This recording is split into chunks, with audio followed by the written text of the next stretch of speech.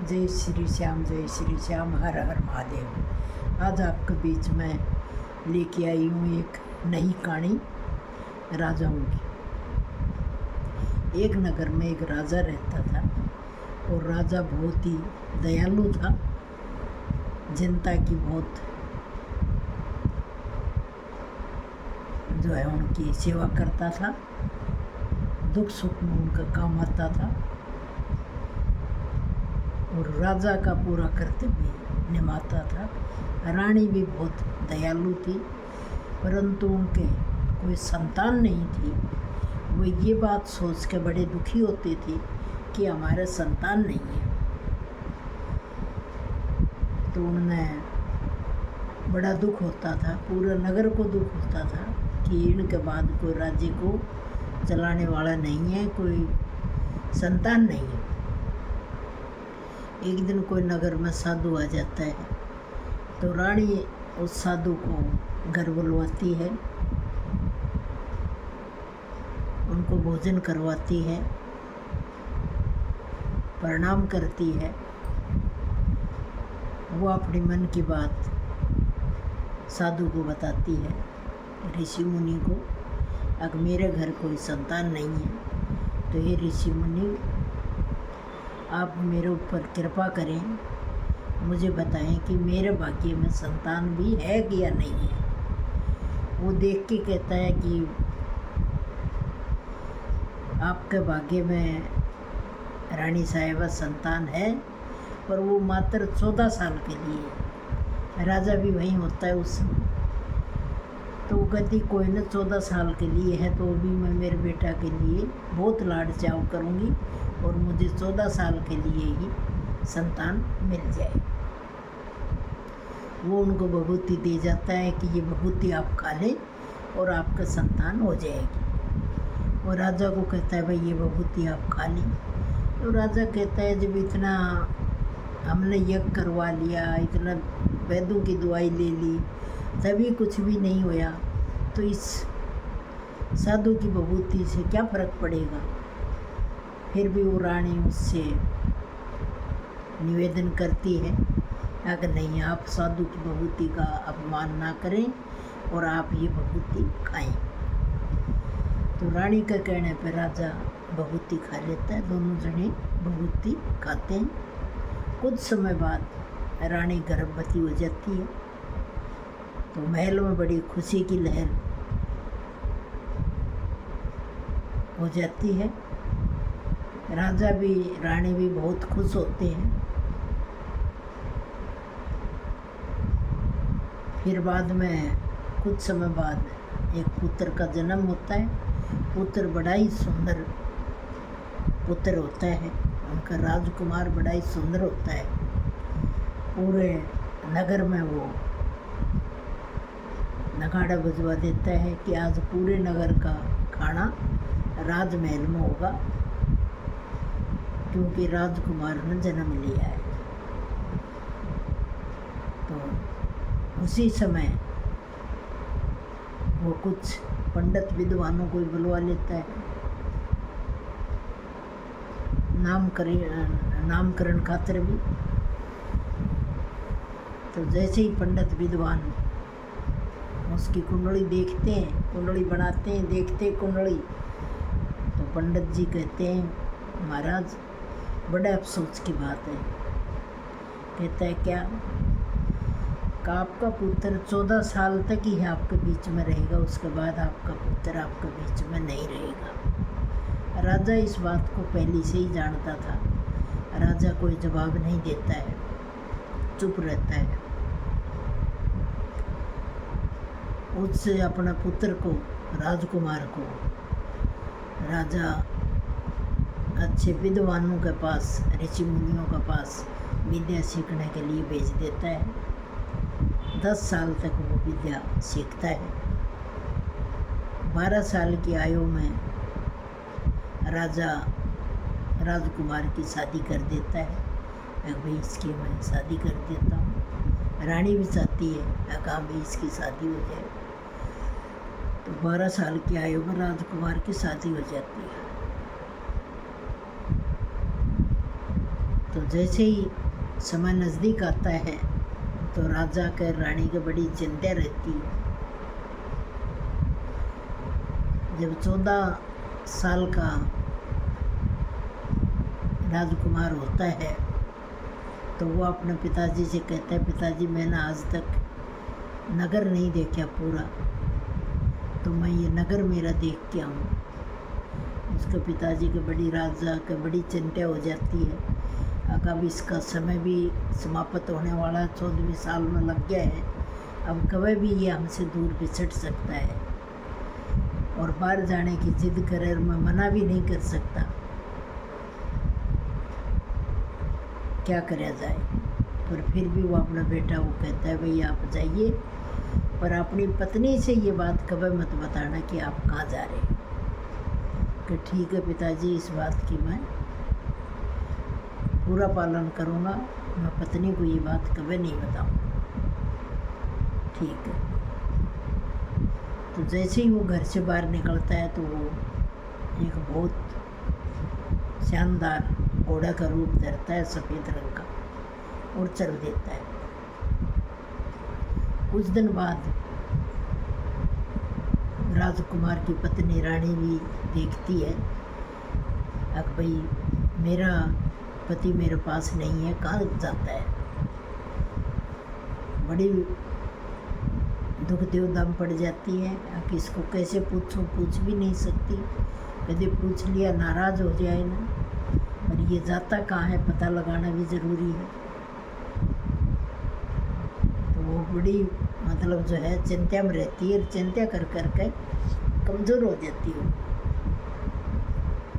तो एक बूढ़ी माँ आती है, वो राजकुमारी को, रानी को फूल देने वो आती है। तो वो कहती, भाई रानी जी आप बहुत कमज़ोर हो गए हो, कुछ खाया पिया करया करो, इतनी एकदम आप कमज़ोर हो गए हो, क्या किस बात की चिंता है आपको। तो वो उस बुढ़िया को सारी बात बताती है कि बूढ़ी माँ पता नहीं मेरा पति राजकुमार रात को कहाँ जाता है और मैं उससे पूछ नहीं सकती, और वो जाता है तो मैं नींद में रहती हूँ, मेरी आँख भी नहीं खुलती। तो वो कहती है आज तो उससे पूछना। तो वो जाता है, जब मुझे नींद आ जाती है, मेरे को चेत नहीं रहता है, वो कहती है अपनी आंगली पर जख्म कर लो और उसमें मिर्च लगा ले, तो इसलिए आपको नींद नहीं आएगी। तो वो ऐसे ही करती है, आंगली का जख्म कर लेती है और मिर्च लगा लेती है। तो कुछ समय के लिए तो वो सही रहती है, फिर वो बाद में उसको नींद आई जाती है। सुबह वो उठ के पूछती है, फिर वो सवेरे फिर बाग में टहलती है, वही बूढ़ी अम्मा आती है, पूछती है भाई क्या रहा राजकुमार से, करे पता। कह नहीं अम्मा आज भी मुझे नींद आ गई। तो बोली आज फिर जख्म कर लेना थोड़ा सा। ठीक है। तो उसने, और बोली मेरे चोर लगा लेना। ठीक है। तो उसने फिर और जख्म कर लिया, फिर उसको नींद आ जाती है, फिर वो नहीं पूछ पाती है। वही फिर सवेरे बाग में घूमती है, तो फिर वही बूढ़ी माँ आती है, उससे फिर पूछती है आकर रानी जी क्या रहा आपने पूछा। तो वो फिर नाराज़ होती है, नहीं बूढ़ी अम्मा मैंने कुछ भी नहीं पूछ पाई, मेरे को तो नींद ही ऐसी आ जाती है, उस समय मेरी नींद ही नहीं खुलती। तो वो कहती आज तुम और गहरा इसमें घाव करें, और गहरा घाव करके मिर्च इसमें ज़्यादा भर लें तो आपको नींद कतई ही नहीं आएगी। तो तीसरे दिन वो और ज़्यादा घाव करती है और मिर्च ज़्यादा भर लेती है, तो उसको नींद नहीं आती। जैसे ही 12 बजते हैं तो वो उठ के चलता है, वो उसके पीछे पीछे हो लेती, उससे पूछती है बता कहाँ जा रहा है, इतनी रात को 12 बजे रोज़ जाता है, कहाँ जाता है। वो कहता है मेरे से मत पूछ। कि नहीं मैं तो पूछूंगी। वो सोच लिया भाई औरत है, औरत हट पकड़ लेती है, तो ये पूछे बिना नहीं मानेगी, तो अब इसको बताना ही पड़ेगा। तो कहता है ये एक मुट्ठी चावल ले, मेरे ऊपर पका के मारना। और देखते रहना क्या होता है। और ये दूसरा चावल ये ले, तो फिर ये चावल मारेगी तो जैसे मैं हूँ वैसे ही आपको दिखूंगा, ठीक है। तो जैसे उस पर चावल मारती है तो राजकुमार सफ़ेद घोड़ों बन जाता है और घोड़ों बन के महल से बाहर चल जाता है। वो देखती रहती है, दूसरा चावल मार ही नहीं पाती है कि ये क्या हो गया अचानक। तो देखती राजकुमार उल्टा नहीं आता है, बड़ी पछताती है। ये बात अपनी सास को भी नहीं कह पाती है, अब भाई ये बात हो गई। फिर वो बूढ़ी माँ से कहती है सुबेरे, अगर मेरे से बहुत बड़ी गलती होगी और मेरा आदमी तो ऐसे ऐसे मैंने उसने चावल दिए, मैंने चावल मारे तो सफ़ेद घोड़ा बन गया, और उसने कही थी दूसरी मुट्ठी का चावल मारेगी तो मैं इंसान बन जाऊंगा। तो मैं तो चावल दूसरी मुट्ठी का मार ही नहीं सकी, मैं तो उसको देखती रह गई कि ये क्या हो गया। तो वो बड़ी पछताती है। 6 महीना हो जाते हैं तो कहते हैं भाई नगर के आदमी, भाई हमने सारे ढूंढ लिया, कहीं भी राजकुमार हमें नहीं मिला। तो राजा बड़ा दुखी होता है, उधर वो रानी दुखी होती है। तो दुखी होती है तो भाई ये क्या करे जाए। फिर वो कहती भाई ये मेरी वजह से ही गया है और मैं इसको अब वापसी लेके आऊँगी। तो अब मैं इसको ढूंढने जा रही हूँ, मैं इसको लेके आऊँगी। तो वो राजा से कहती है कि पिताजी मेरे वजह से ये गया है और मैं ही अब इसको लेके आऊँगी और आप मेरी मदद करें। तो दोनों राजा रानी कहती हैं भाई ठीक है, आप जाइए वो ढूंढ के लाइए, जो आपको ज़रूरत पड़े वो आप हमें बता देना। तो वो दासियों को साथ ले जाती है और खाना लगाती है जंगल में जाकर। अब भाई जिसने खाना खाना वो फिर ही खाए, पर वो पहले अपनी जो आज उसके साथ क्या घटी वो कोई नई बात वह बताए, तब वो खाना हमारे यहाँ फ्री खाए। उनकी बाट देखती रहती भाई कोई नई बात कोई बताए। वो जो बुढ़िया थी, बुढ़िया का बेटा काम करने जाता है, बहू भी जाती है और वो पोता को उसके पास छोड़ जाते हैं, भाई पोता को संभाल। पर बुढ़िया अपने घर से उसने और भी काम करने होते हैं, तो वो गायों का गोबर उठाने के लिए जाती है। तो वो उसको उठाती उठाती रात हो जाती है। फिर आते बेटा चिल्लाता है, फिर वो कहती चलो कल जल्दी आ जाऊंगी। दूसरे दिन भी उसको रात हो जाती है। तो उसका बेटा कहता है भाई तुम मेरी ओर से कहीं जाए, मैं आपको नहीं झेल सकता, आप कहीं भी जा सकते हैं और मेरे बेटा को मैं तुम्हारे पीछे छोड़ के जाता हूँ, बेटे साथ कुछ भी हो सकता है, इसलिए मैं आपको नहीं रख सकता। तो बुढ़िया कहती भाई कहाँ जाऊँगी मैं, करे कहीं भी जाए। तो बुढ़िया को उसका बेटा घर से निकाल देता है, बुढ़िया चल देती है। तो वो चल देती है, तो चलते चलते उसको रात हो जाती है, नींद आ जाती है। नींद आ जाती है तो फिर एकदम उसकी आँख खुलती है, अब ये तो रात हो गई, अब कैसे मैं दूसरे गांव में पहुंचूंगी। तो एक गाय उसको देखती, गाय के पीछे वो चल देती है। गाय के पीछे चलती है तो गाय कुछ थोड़ी सी दूर जाकर गाय रुक जाती है।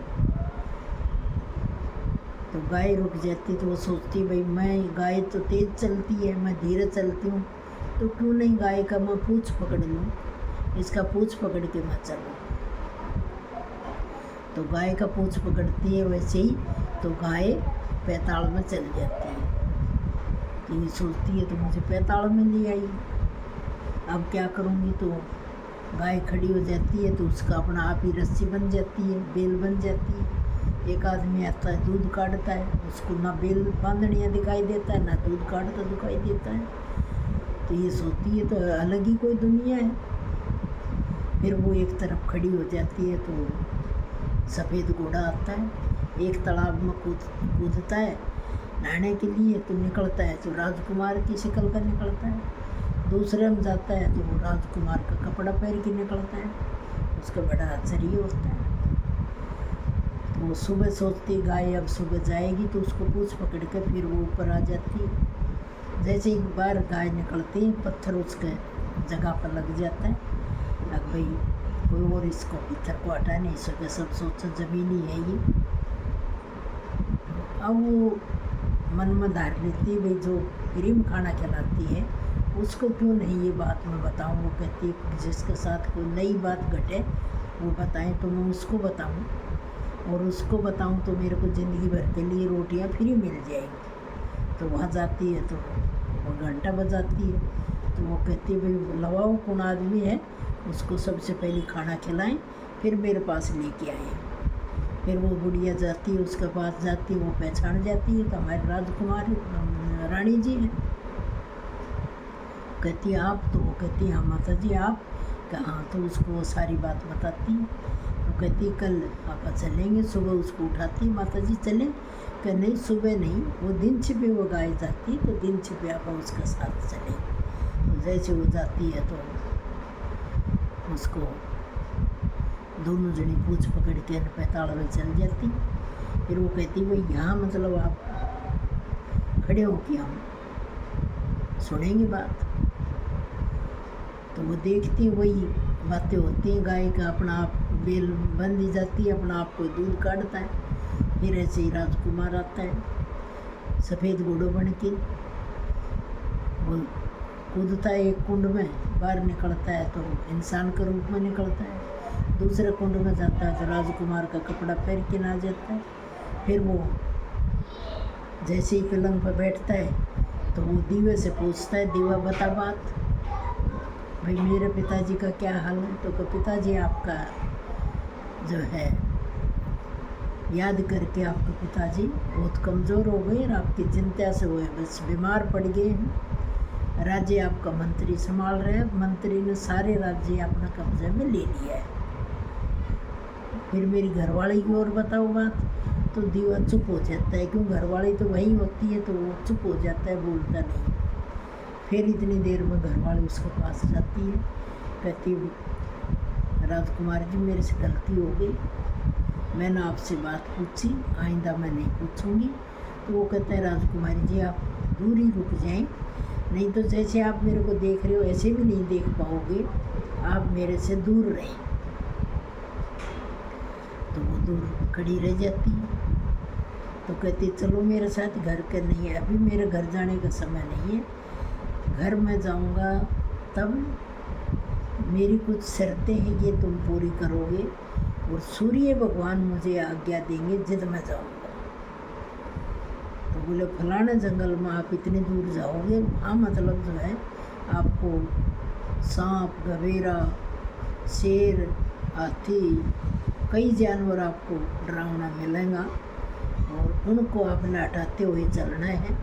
और उस जगह जाके आपने अच्छी जगह गोबर गाय का गोबर से लीपनी है और धूप बत्ती करनी है और चमेली के फूलों की वहाँ पूजा करनी है और सूर्य भगवान का नाम लेना है। तो सूर्य भगवान वहाँ 12 बजे उतरते हैं और वह खुश हो जाएंगे।